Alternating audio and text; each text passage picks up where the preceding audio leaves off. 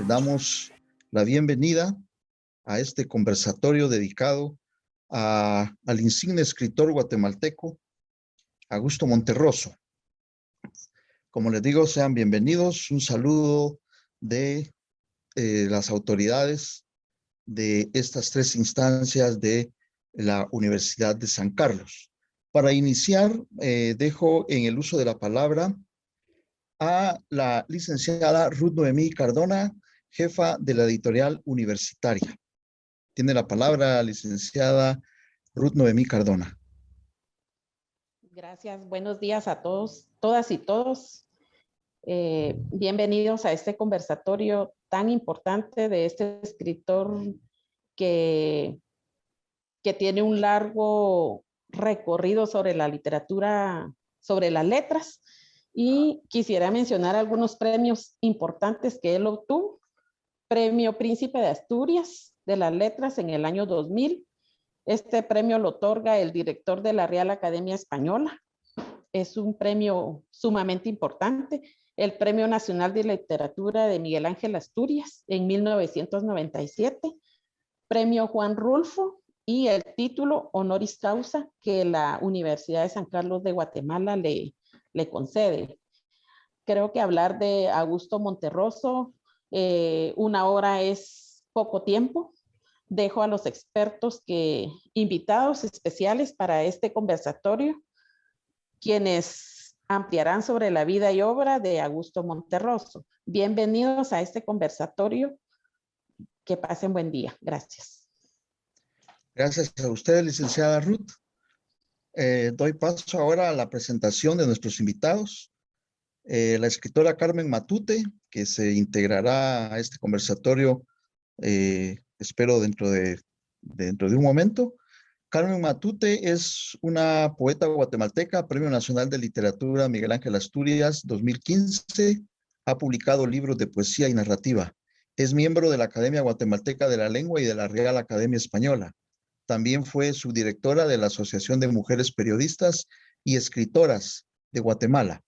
En 1974 licenció en la carrera de Lengua y Literatura Hispanoamericana en la Universidad de San Carlos de Guatemala.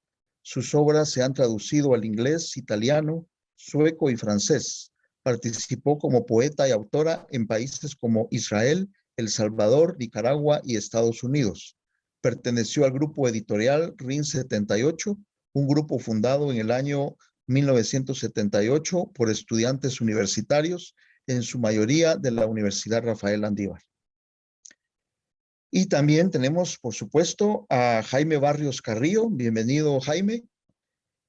Jaime Barrios Carrillo es escritor, periodista y traductor. Reside en Estocolmo desde 1981. Licenciado en Filosofía por la Universidad de Costa Rica, Antropología Social y Estudios Latinoamericanos por la Universidad de Estocolmo. Fue catedrático de la Universidad Nacional de San Carlos de Guatemala, columnista de Siglo XXI y El Periódico de Guatemala.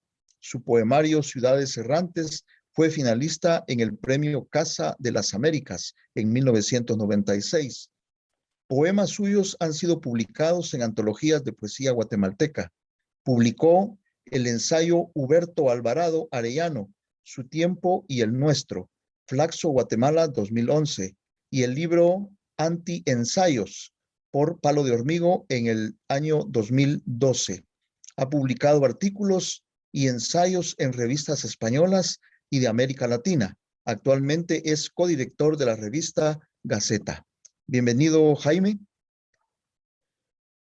Vamos a iniciar pues con una introducción a la vida y obra de Augusto Monterroso, en palabras de nuestro invitado Jaime Barrios Carrillo. Tienes la palabra, Jaime. Muchísimas gracias, Milton. Bueno, gracias por la presentación. Nada más decir que fui fundador de la revista Gaceta. Y bueno, sus primeros codirectores, pero ahora solo formo parte del consejo editorial, pero fui fundador. Bueno, realmente es una actividad muy puntual, extraordinaria esta, de hablar de la vida y de la obra de Augusto Monterroso, y al mismo tiempo es un desafío enorme hablar en tan reducido tiempo de precisamente la obra y la vida de todo un escritor tan prolífico en ese sentido, ¿no? Hay tantas cosas que se pueden decir de él. Así que yo voy a hacer una síntesis muy apretada, más bien con la intención de abrir algunos campos de preguntas para que después podamos desarrollarlas más en un diálogo, tanto con Milton como con Carmen cuando ya se conecte. Y de partida, entonces, quiero señalar un postulado que uno de los primeros investigadores de literaturas comparadas que se dedicó a Augusto Monterroso, que es Wilfredo Corral, lo señaló en una monografía sobre Monterroso, diciendo que Monterroso había inaugurado una nueva forma de percepción, es decir, lectura, ¿no?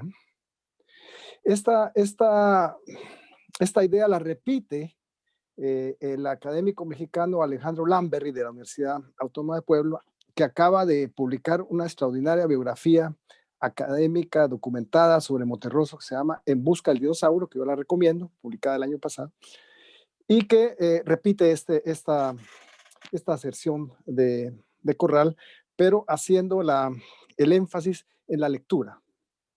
Es decir, hay algo en la lectura de los textos de Monterroso que exige más de lo que a primera vista se pueda pensar. Esa es la idea más o menos. Y esta idea radica entonces en las estructuras, digamos, ocultas que puede haber en los textos de Tito Monterroso, ¿no? Eso que García Márquez de una manera coloquial decía, para leer a Monterroso hay que hacerlo con las manos arriba porque nos tiende una emboscada, ¿no? Pero ya a nivel académico, pues hay una tesis muy importante, una tesis doctoral de la española Francisca Nogueol Jiménez, que se llama La trampa de la sonrisa. Esa fue su tesis doctoral, que se ha convertido en una tesis que se cita en todas partes y se utiliza, digamos, los conceptos ahí. Y que repite esto, ¿no? Aquí, detrás de la broma, de la risa, de la ironía, hay algo más. Y ese algo más es lo que a mí me ha interesado hoy y que quiero presentar, digamos, algunos ejemplos.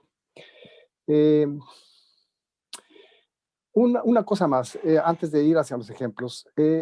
Si bien es cierto, la obra de Tito se ha considerado que es breve, en realidad no es tan breve. Al final se da uno cuenta que sí tiene bastantes libros publicados.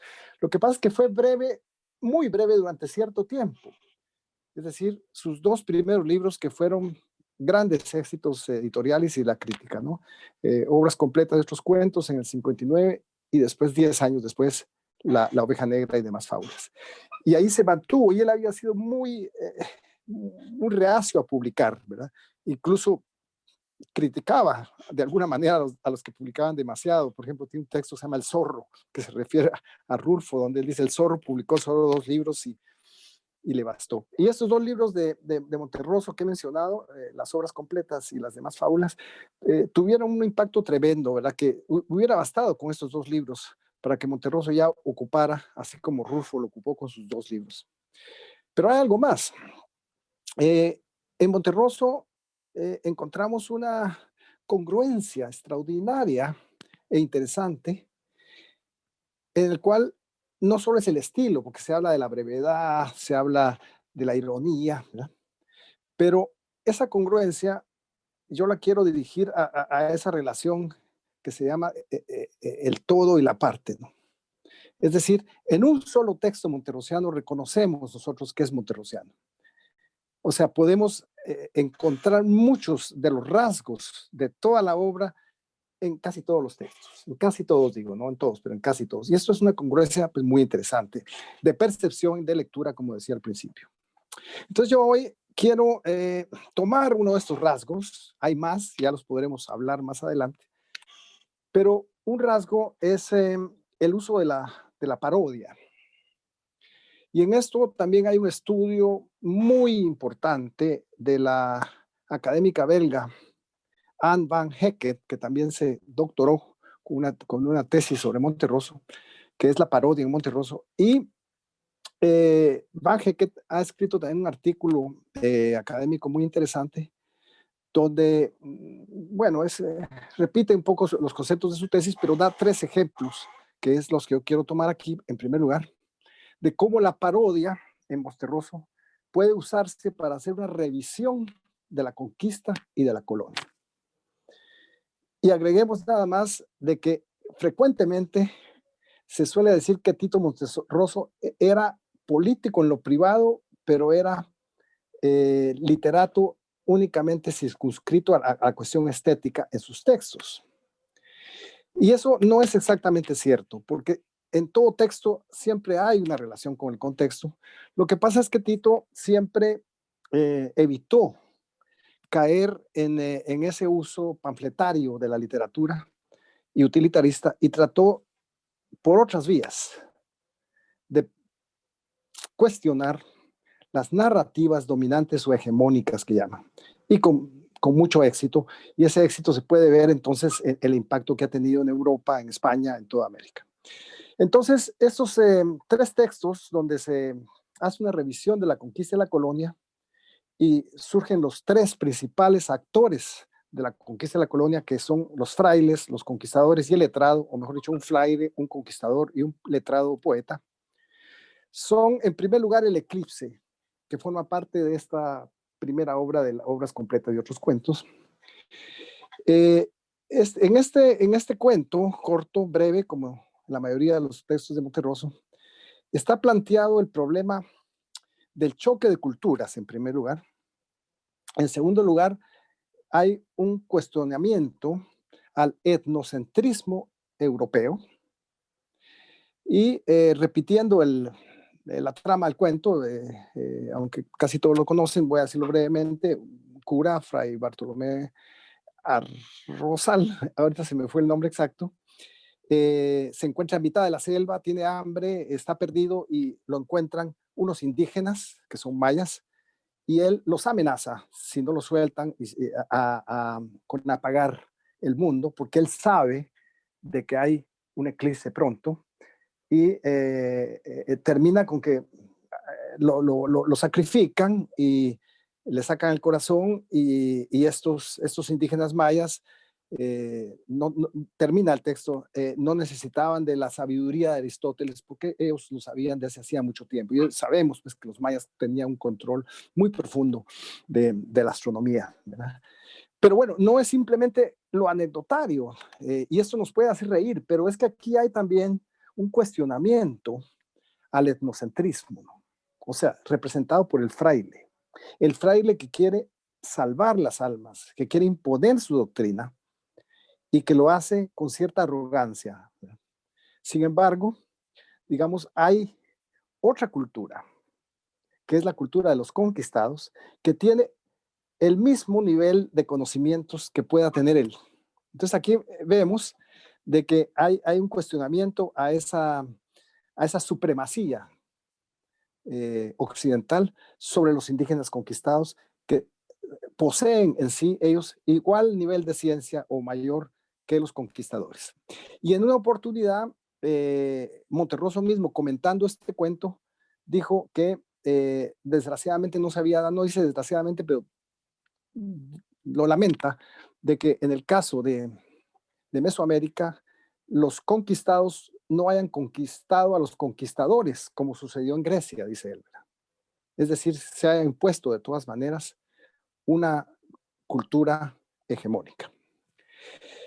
Ahora, este cuento tiene otro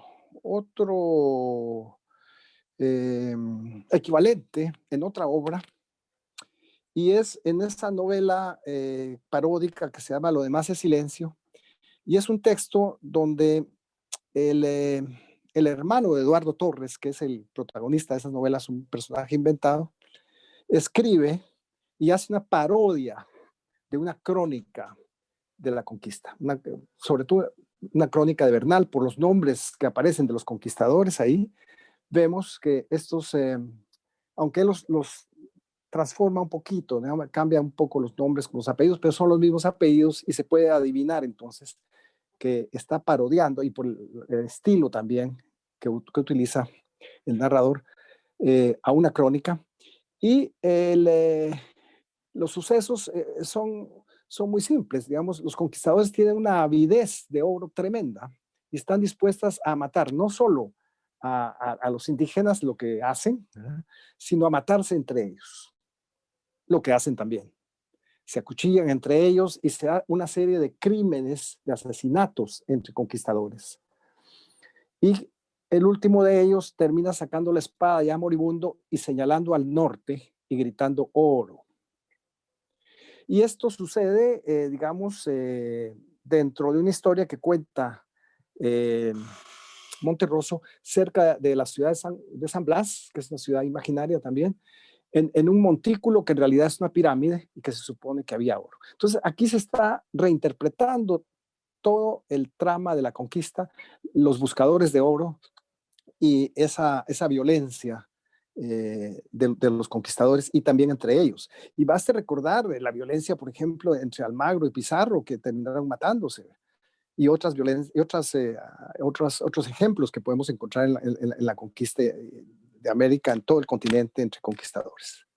Y ese señalamiento que hace el personaje de oro y al mismo tiempo señalar con la espada al norte también es muy simbólico. Un tercer ejemplo que es señalado por Van Hecken es el cuento de Monterroso, el relato que se llama El otro Aleph. Y esto está en el libro La Vaca y que se repite también esta misma intención, esa intencionalidad de cuestionar el etnocentrismo. Como ustedes recuerdan, el Aleph es un cuento emblemático de Borges y que trata de una cuestión que se llama el Aleph, que es pequeño, como de 2 o 3 centímetros, que está en un sótano, y un personaje que se llama Carlos Argentino y que es un poeta. Y este poeta es un mal poeta, pero es un poeta como épico, y él conoce este Aleph, baja al sótano y se lo hace conocer a Borges, que aparece como personaje. Y la gracia del Aleph, o la magia del Aleph, lo especial del Aleph, es que en ese Aleph que se puede observar, si se acuesta en el sótano, en la oscuridad y con cierta ubicación óptica, dice Borges, todo el universo, todo lo que existe y todo simultáneamente. Entonces, en el cuento de Monterroso que se llama El otro Aleph, comienza con un epígrafe que dice: hay o hubo otro Aleph, y eso efectivamente está en este cuento de Borges, en el cual él refiere a la existencia de otro Aleph, y ese otro Aleph es el que le interesa a Monterroso y que lo va, por una técnica de desplazamiento, a convertir en un Aleph totalmente diferente al que está planteado en Borges, y sobre todo a la interpretación que se le puede dar a Borges, porque este es un cuento de interpretación, de intertextualidad también que llaman, ¿no? Y comienza con una discusión académica, pero que es en realidad es un maquillaje, digamos, para meterse al texto, entre un crítico uruguayo que es Emir Rodríguez Monegal, que existió de verdad y que se dedicó a escribir sobre Borges, y que escribió sobre el Aleph, precisamente diciendo que el Aleph era una construcción inspirada en la Divina Comedia, cuestión que Borges siempre negó rotundamente, por varias razones. Entonces, lo que argumenta Monterroso aquí es de que no solo Borges lo negó, sino que hay otro Aleph, y el mismo Borges lo dice, y eso lo recalca Monterroso en el epígrafe, y ese otro Aleph se encuentra en un gran poema épico que escribió Alfonso de Ercilla, que se llama La Araucana, que él es conquistador y poeta, las dos cosas. Y entonces, en este gran poema épico de La Araucana, que describe la conquista de Chile y de los araucos o mapuches, como se dice ahora, entonces hay un mago que creo que se llama Fitón, que tiene una como piedra, pero que es mucho más grande que el Aleph, ¿verdad? Y que cumple la misma función que el Aleph de Borges. Es decir, a través de esa piedra se puede ver todo el universo, ¿verdad? Toda la tierra, todos los tiempos. Entonces, esto significa, en otras palabras, que Monterroso, por desplazamiento y por parodia, pero también con una intertextualidad crítica, está logrando aquí decirnos de que la lente etnocéntrica está en Alfonso de Ercilla y no en la Divina Comedia. Pero claro, esto no es una discusión académica, esto es simbólico, alegórico. Lo que nos quiere decir Monterroso es que en la expansión de la modernidad europea que comienza con el descubrimiento que llaman y la conquista y la expansión, se impone también una racionalidad, una cultura que se considera superior, supremacista, por lo tanto, y al mismo tiempo todo lo que se ve, la visión del mundo, los valores, todo esto se ve a través de una lente que es etnocéntrica, eurocentrada. Y aquí en este texto de Monterroso lo desmonta, como dicen, ¿verdad? Y nos pone entonces que no, ¿verdad? Hay otro Aleph, es decir, hay otra manera de ver las cosas, hay otra manera de ver la historia también. Y con estos tres relatos, estos tres textos, en realidad son dos relatos y un texto de lo demás es silencio, entonces se hace una revisión de la historia, de la conquista y del choque de culturas y de la necesidad de revisar realmente los parámetros del conocimiento del mundo, de la valoración del mismo. Entonces, esos serían los tres ejemplos. Yo no sé si seguir o paramos aquí y después lo continuamos. Tú me dices, Milton. Pues podemos seguir porque todavía no ha ingresado Carmen. Ah, muy bien. Y Bueno, no sé si puedes, si no, pues pasamos a un diálogo en relación a lo que has expuesto o quieres ampliar no, aún entremos más. al diálogo, como tú creas que es mejor, ¿verdad? Tal vez mejor diálogo, así es más dinámico, qué sé yo. Bueno, pues interesante esta interpretación del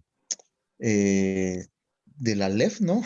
en, en Tito Monterroso, porque la intención de constructiva casi en toda su obra es bastante clara. Eh, pero vamos a ver, esta, esta propuesta, al menos en lo que estás planteando, ¿no? De tratar de desmitificar o de construir la visión eurocéntrica, eh, ¿de dónde le puede venir a Tito Monterroso? Porque está claro que digamos, los años que estuvo en Guatemala fueron muy duros, ¿no? Y de alguna manera esa primavera que nosotros le llamamos la primavera democrática en nuestro país, abrió la pauta para una reinterpretación también histórica de nuestra nación. ¿Ves alguna huella por ahí en esta actitud o esta eh, propuesta literaria y estética de Tito Monterroso en relación a ese contexto que vivió en Guatemala y que de alguna manera desilusionó también y frustró a muchos intelectuales, pero que abrió la puerta y la mirada hacia otras posibilidades de interpretación social e histórica, ¿no? de nuestros pueblos? No sé si tú podrías Sí, sí, ver ahí una sí, claro que conexión. sí, Milton. Me parece muy oportuna la pregunta, realmente, y tiene una conexión directa, o sea, esta experiencia vital de Tito, ¿no? De haber visto caer el gobierno de Arbenz cuando él estaba en Bolivia, lo llevó después a escribir este cuento que se llama Mr. Taylor, que ya en Mr. Taylor, que también forma parte de obras completas, está lo mismo, más o menos planteado, solo que en este caso no es una parodia de la conquista, digamos, colonia española, sino del imperialismo, como se dice en ese momento, ¿verdad? De la intervención de una potencia extranjera, una nueva potencia en su propio país, y eso lo ha dicho él muchas veces, eso es Mr. Taylor. Curiosamente, hay una relación aquí muy interesante que algunos estudiosos como Luis Alfredo Intersimone han hecho, ¿no? De la teoría de la descolonización y la teoría del del discurso antihegemónico y todo eso. Es muy interesante, aunque estos cuentos son anteriores a estas teorías. O sea, estas teorías se las estamos aplicando a textos que fueron escritos antes. Y eso le da más valor a los textos realmente, ¿verdad? Porque cuando una teoría quiere fundamentarse con textos anteriores, quiere decir que valora esos textos aún más. Me parece a mí, es interesante.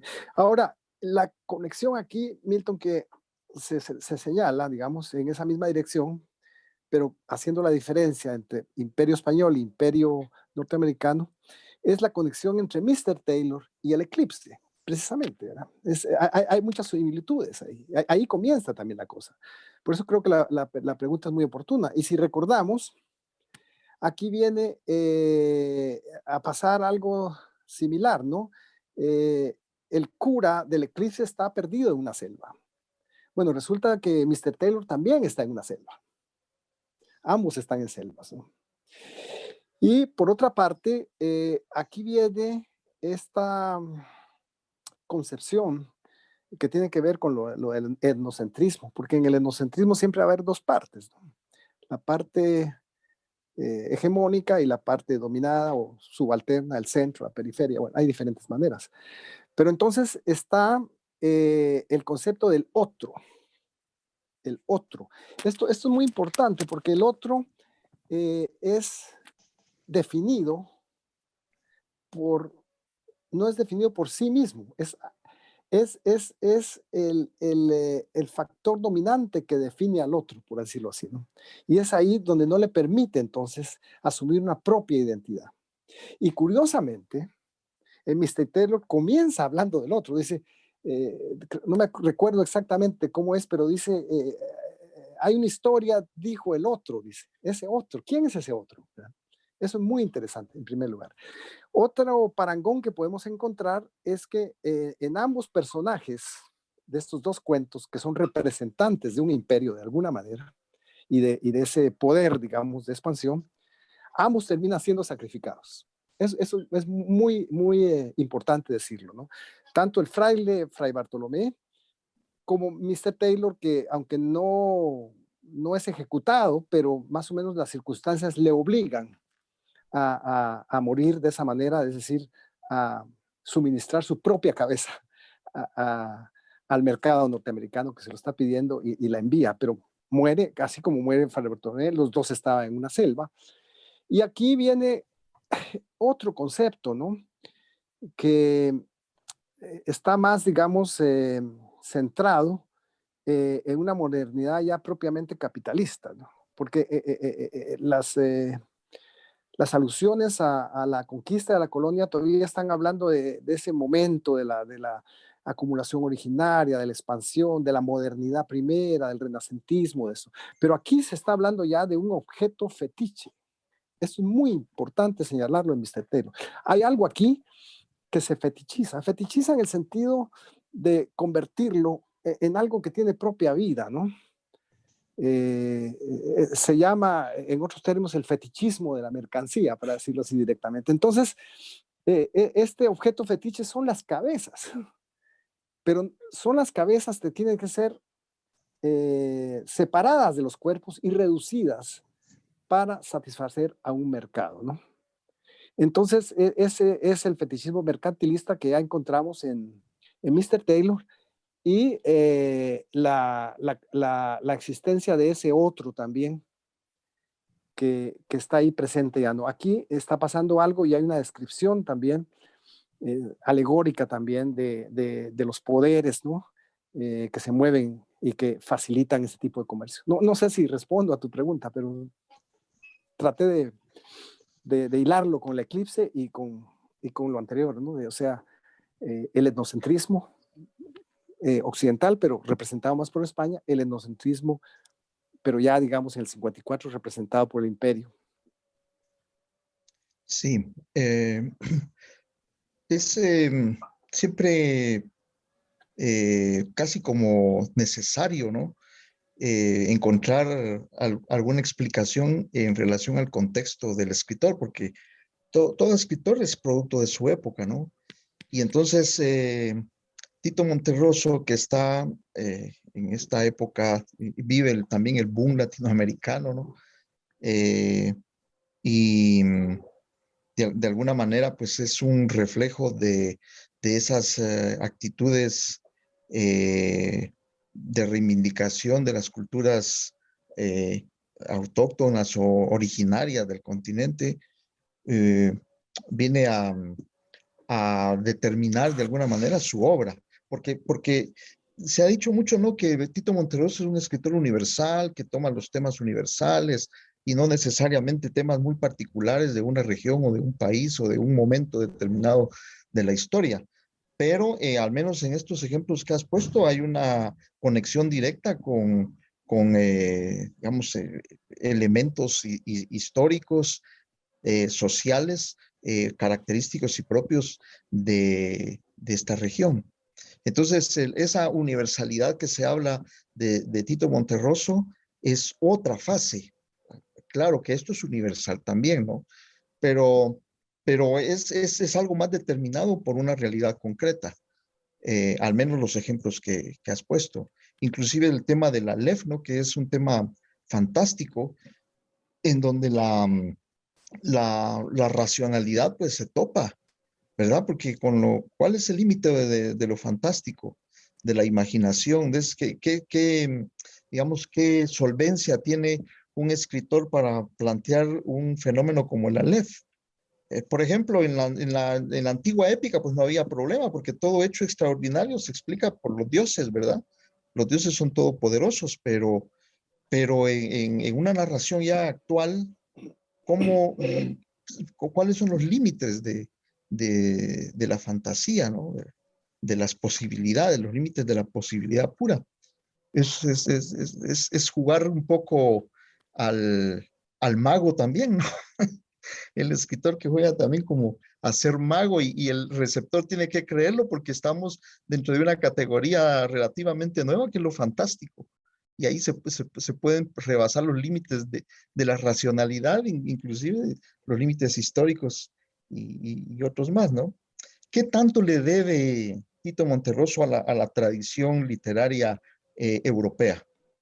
Porque, por ejemplo, la conexión, especialmente en sus fábulas, la conexión con clásicos como el Elogio de la Locura de Erasmo de Rotterdam, ¿no? Que pone de manifiesto las grandes contradicciones del hombre y el principado de la estulticia en oposición a la racionalidad.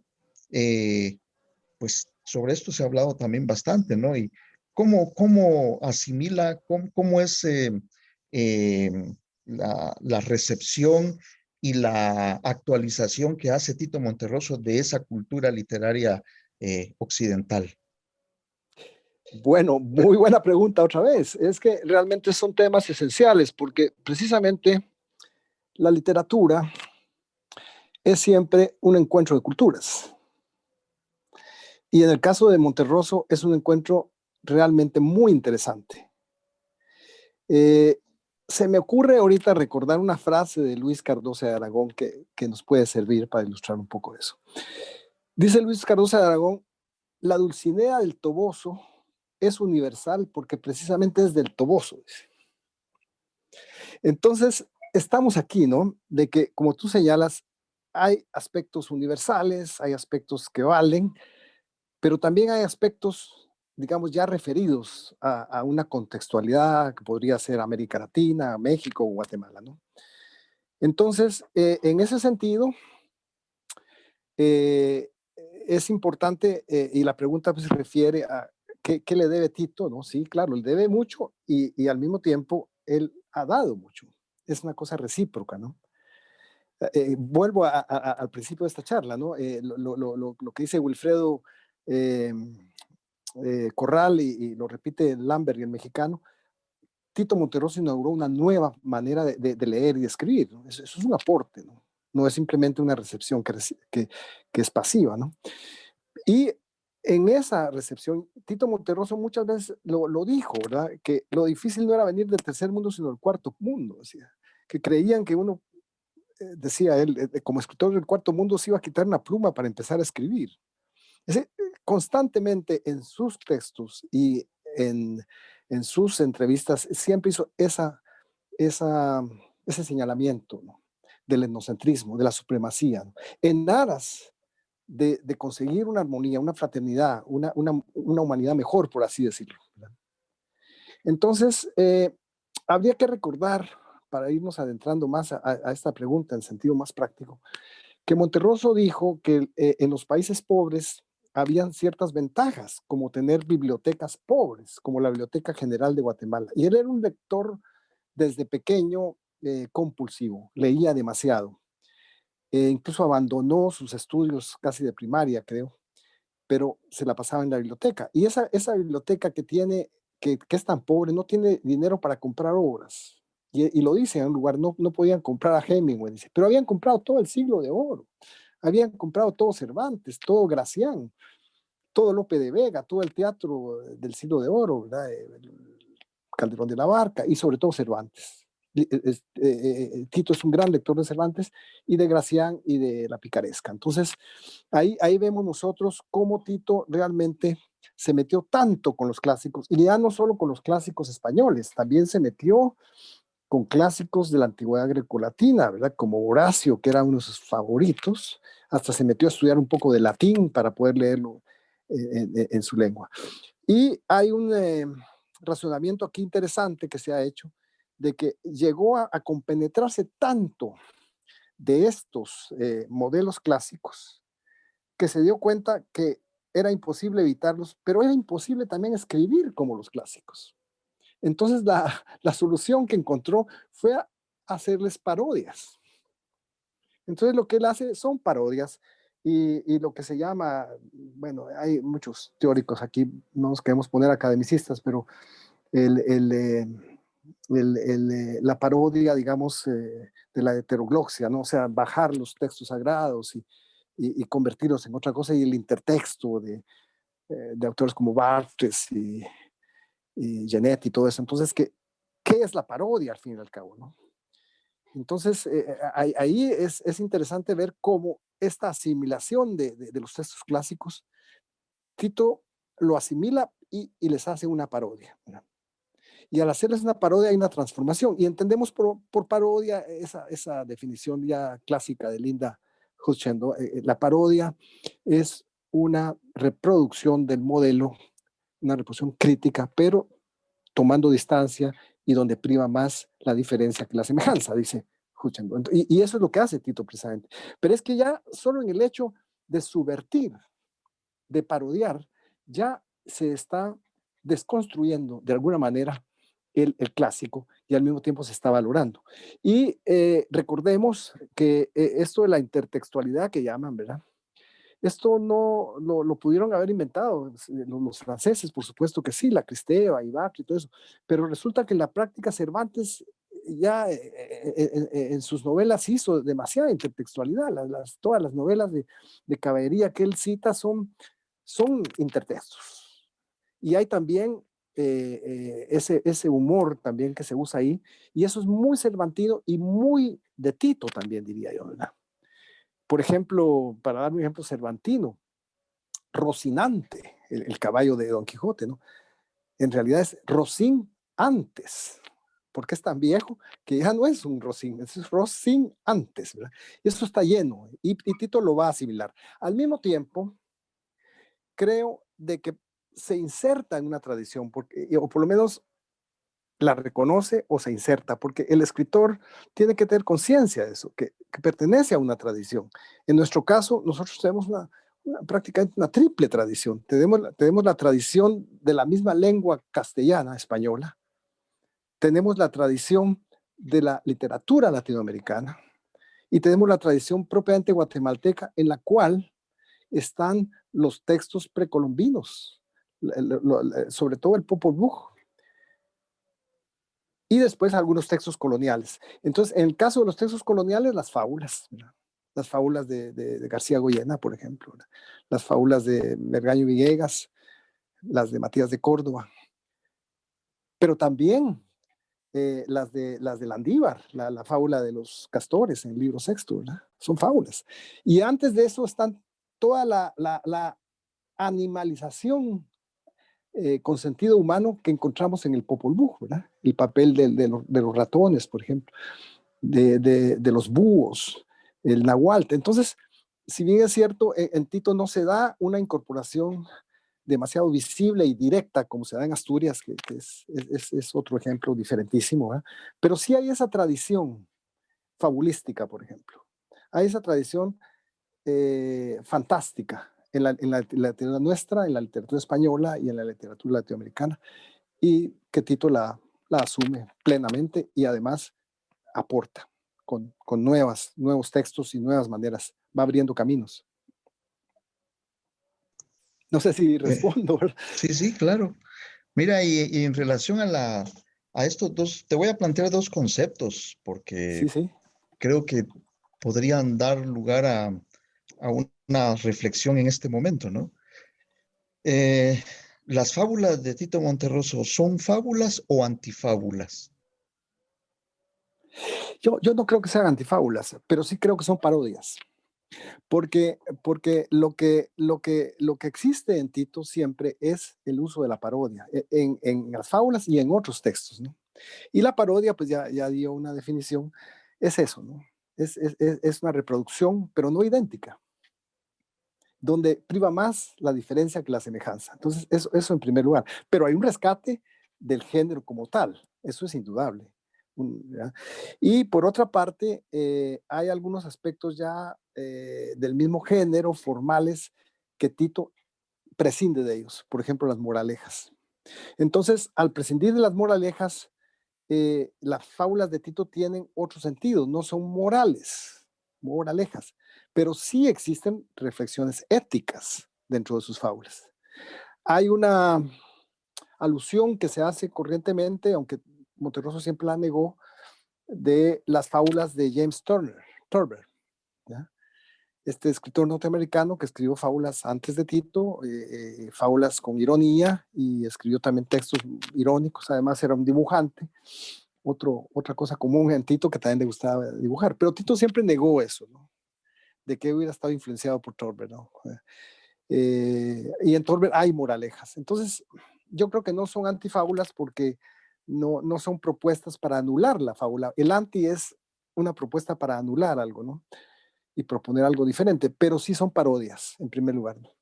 Y no tienen moralejas porque no pretenden ser didácticas, como se dice en términos genéricos, pero sí pretenden una reflexión ética y llevan a una renovación del género a través de la parodia. Así lo veo yo, por lo menos.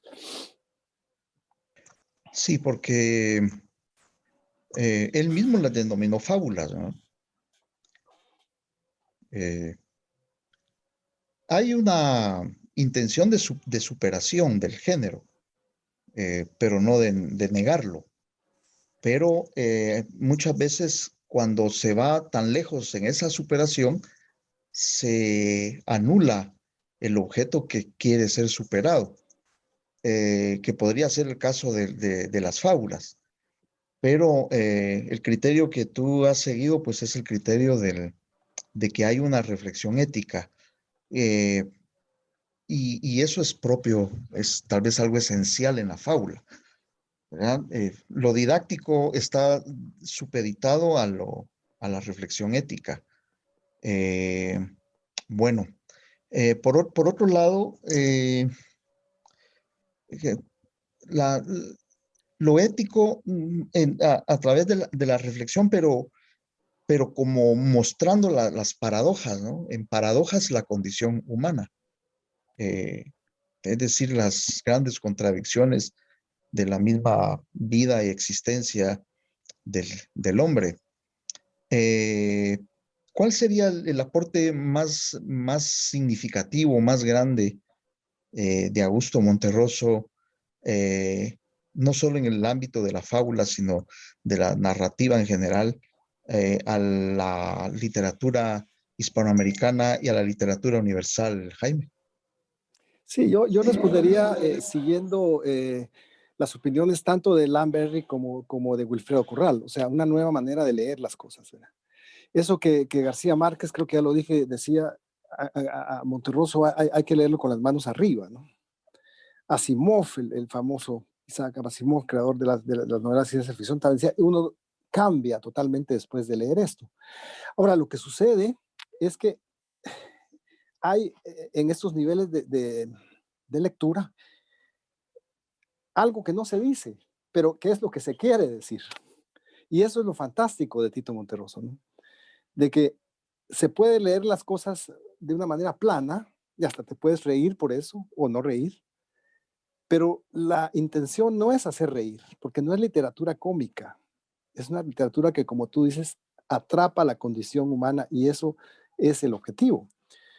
Por ejemplo, Tito, como buen cervantino, decía de que en su momento el Quijote, la gente de su tiempo lo leyó matándose de la risa, como una obra divertida, del jajaja. 2 siglos después, dice el mismo Tito, los románticos lo leían llorando y eso lo hizo grande, porque se dieron cuenta de que estaba hablando de la condición humana, de cuestiones fundamentales de la existencia, ontológicas, etc. Entonces, ese aporte de Tito lo vemos en el manejo del lenguaje a presión. Eso que muchas veces se reduce a la brevedad, o sí, a la brevedad, a la economía literaria, todo eso. Pero ese lenguaje a presión es también corto, económico, breve, pero riquísimo en contenidos. Y entonces esa es una manera de escribir que Francisca Norigol Jiménez lo ha concretado en su tesis, ¿no? La trampa de la sonrisa. Que hubiera sido la trampa de Cervantes también en su época, que la gente se reía, pero en realidad Cervantes no estaba contando chistes, ¿verdad? Estaba contando cosas dramáticas. Entonces, ese es un aporte que yo creo que sí es fundamental, porque Tito Monterroso llegó a desarrollar un estilo muy ameno, totalmente alejado del tradicional barroco latinoamericano, aparentemente muy directo, lo que hace que pueda ser leído por muchos lectores diferentes, por lectores realmente con cultura literaria grande, ¿no? Por así decirlo, que pueden hacer lecturas y conexiones y tesis doctorales, ¿verdad? Pero puede ser leída por niños también. Y puede ser leído por personas de la calle, ¿no? Que no necesariamente tienen una gran cultura literaria. Ahora, lo que pasa es que tiene sus niveles de lectura. Y por ejemplo, en La Oveja Negra y demás fábulas, está lleno de estas trampas, ¿verdad? Que incluso gente que es gente enterada literariamente, a veces, como dice García Márquez, cae en la trampa, ¿no? Te voy a dar 2 ejemplos, ¿no?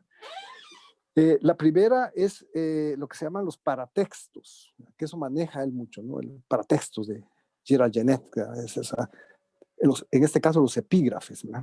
Que se usan. Entonces te cito 2 epígrafes de dos textos diferentes. El epígrafe de Lo demás es silencio, que es una repetición del título, Lo demás es silencio, pero ya como epígrafe, primero como título en la primera página, y ahí, hasta ahí entonces es un intertexto, ¿verdad? Porque sabemos que Lo demás es silencio es un parlamento de Hamlet, o que Shakespeare pone en la boca de Hamlet después de que ha pasado todo, ¿no? Y es el momento culminante de la tragedia, ¿no? Lo demás es silencio, dice Hamlet. Pero lo traslada después como paratexto a un epígrafe y dice, lo demás es silencio, y como todo epígrafe tiene que tener una explicativa, ¿no? Entonces, lo demás es silencio, Shakespeare, La Tempestad. Ese es típico, ¿no? Entonces, hubo hasta un crítico que cuando leyó eso y aprovechó para criticarlo, dijo, no, pero se equivocó Monterroso, no es La Tempestad, es el Hamlet. Pero claro, es que lo está haciendo a propósito y se está burlando de todo el mundo, ¿verdad? Y además no solo es una burla en el sentido de dar una información que es evidentemente errónea, sino que tiene en el propio significante lo que está diciendo una cuestión fantástica. Lo demás es silencio. La tempestad no puede ser silencio. ¿Sí? Entonces es una cosa típica de él. Y otro epígrafe que quiero dar como ejemplo es el que está, el epígrafe de la, que es más conocido, en ese caso, La Oveja Negra y demás fábulas, ¿no? Es el que dice que los animales se parecen tanto al hombre que a veces es difícil diferenciarlos. creo que se llama Kyoto Mobuto, eso es el nombre que hace la cita del epígrafe. Y claro, cuando uno lee esto y ve las fábulas con esa simpleza, ¿verdad? Con esa planicie a veces aparente, ¿verdad? Pues es cierto, los animales se parecen, sí, pues están todas las fábulas, es hasta un texto plano y un poco obvio, ¿verdad? Pero resulta que esto solo lo vamos a saber hasta el final, ¿verdad? Porque hay un índice onomástico y geográfico, se llama así, donde están los nombres y aparece entonces este hombre que dice, los animales se aparecen tanto al hombre que es difícil de diferenciarlo, que es Kyoto Mobuto, aparece en este índice y aparece su profesión, antropófago. Entonces, realmente se parecen tanto al hombre en el sentido que se comen unos a otros y por lo tanto el ser humano también es un antropófago. Entonces, hay una gran crítica y que se va a concretar en otra de las fábulas que se llama las buenas conciencias, ¿no? Que son esas plantas que se vuelven vegetarianas. Entonces está constante eso, es eso que se llama el espíritu de Leviatán, ¿verdad? El lobo es el lobo, el hombre, ¿no? Y la cuestión del caníbal, que es otro tema grandísimo, el caníbal y próspero, bueno, da para mucho esto, ¿verdad? Pero en caso concreto son estos ejemplos que fortalecen esas propuestas, digamos que hace Cito. Y una última cosa, literatura de la literatura, o sea, aunque Tito no es un escritor que pretende ser contextual, panfletario, político, tiene un efecto definitivamente en la presentación del contexto, en la interpretación de la historia. La interpretación de la historia, voy a decir una cosa más adelante para terminar, pero fundamentalmente esa capacidad, ¿no? de presentar los textos con una inocencia que no lo es, porque hay una trampa aquí, ¿no? Y bueno, finalmente la cuestión esta de hacer literatura en la literatura, que es intertextualidad, ¿verdad? Y que la literatura se nutre de literatura, entonces eso es importante, ¿verdad? No sé, tal vez alguna otra cosa que se nos pudiera ocurrir ahora. Bueno, habría más, pero lo que se me ocurre así inmediatamente. Sí, interesante también esto que dijiste al principio, de cómo no cae dentro de las determinaciones del barroco, porque el escritor latinoamericano es muy dado al barroquismo y todavía con digamos, los resabios del conceptismo, del culteranismo, del siglo de oro español. Pero ese estilo llano, tan, como tú dices, aparentemente eh, infantil o ingenuo, pero que es una trampa, ¿no? Que en el fondo encierra cosas que son graves y que a veces pueden despertar alguna sonrisa, pero son de esas sonrisas que están motivadas por el llanto, ¿no? Me río por no llorar, ¿verdad? Así es. Eh, Y es una trampa, como dice Francisca Noguerol Jiménez, la trampa de la sonrisa. sí, sí. Eh, ¿Qué piensas tú si te dieran a leer El dinosaurio sin saber que es de Tito Monterroso, sin haberlo leído anteriormente, sin haber leído lo que se ha escrito sobre el dinosaurio, ¿qué pensarías de esa narración? Sin tener ninguna referencia, como un enfrentamiento, digamos, directo y sin todo el aparato que hay, ¿no? Lo que se ha dicho del dinosaurio. ¿Qué pensarías tú? Es difícil contestarlo. Tendría que pasarle, digamos, borrarle el disco duro e imaginarme un Jaime, digamos, pero bueno, voy a tratar de hacerlo. Sí, eh, yo creo que tendría una reacción como la que ha tenido casi todo el mundo, ¿verdad? De sorpresa, de imaginar, de inventar una narrativa. Y esto es bueno decirlo porque tu pregunta me lleva a que ese es otro de los aportes. O sea, Tito dice lo que dice sin decirlo. Y ese es un estilo realmente que ha sido fantásticamente elaborado y llevado a niveles universales por él, ¿verdad?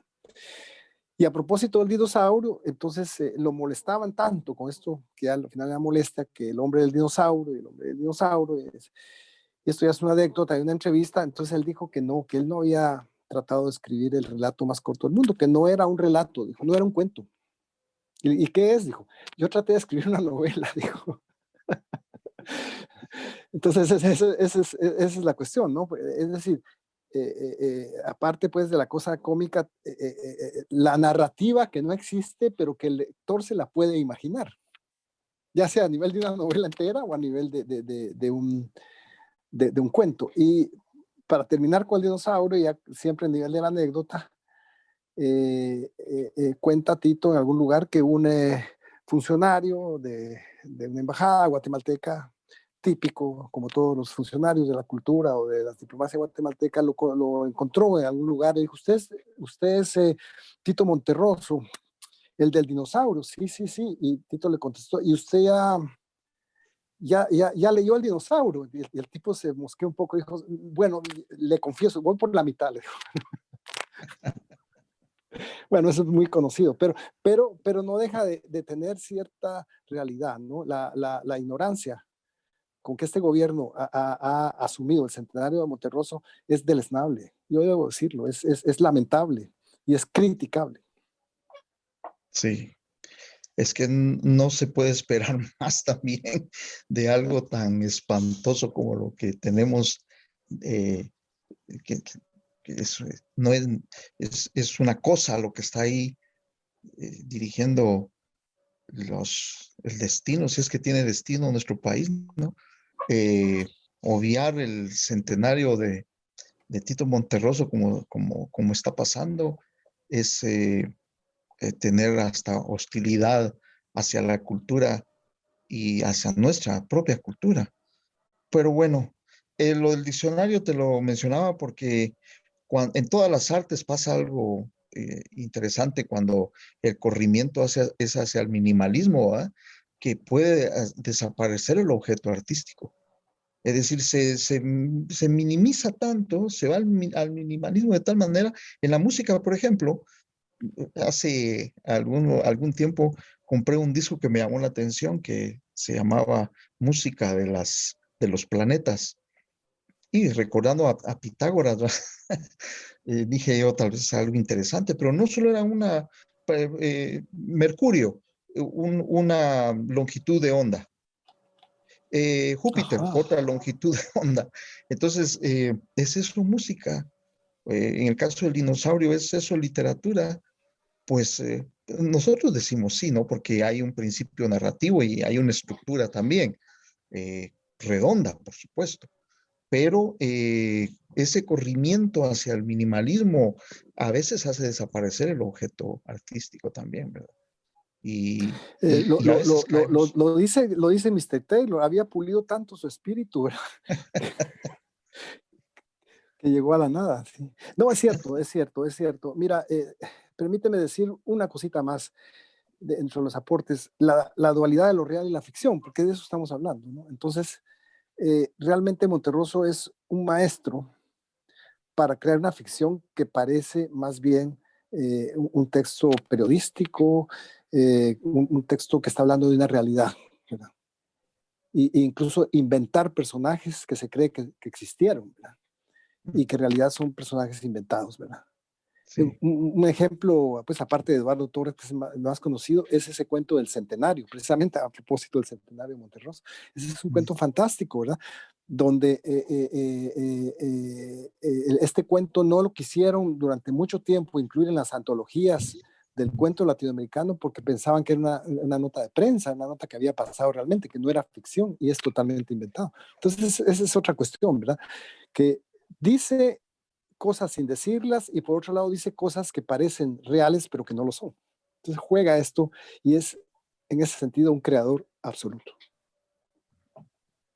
Sí, gracias. Jaime, voy a leer algunas preguntas o comentarios que tenemos acá en el chat.